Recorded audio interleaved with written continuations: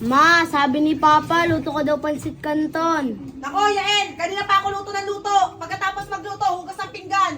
Hahampas ko sa iyan. Sabi ni Papa, merienda daw natin to. Oh, kung gusto niyo magmerienda, kayo magluto. Sabihin mo sa papa mo, lutuin niya. Paluto ko to sa iba. Paluto mo sa iba, hindi ko lulutuin yan. Ako na lang lagi niyo inutusan. Wala na akong ginawa kundi magluto ng magluto. Tapos maghuhugas ako ng pinggan. Sayang to. Lutuin niyo. Ang sayang to, lutuin niyo yan. Bahala kayo sa buhay niyo. Paluto ko talaga to sa iba. Sayang talaga to, ma. Hindi ka aalis dyan. Ako na lang lagi yung inuutusan niyo. Nak naman, ito sinabi mo naman nak na ano? Sige na, lutuin ko to na. Naman anak, binibiro lang naman kita na. Akin na. Hindi na, binibiro lang kita anak. Nak, ano bang gusto niyo inumin?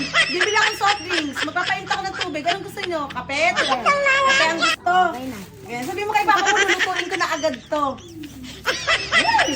Ayun, sa papa mo, lulutuin ko agad to. Wala pa tong 5 minutes, luto na to. Sige na. Sige na, anak, ako na bahala dito.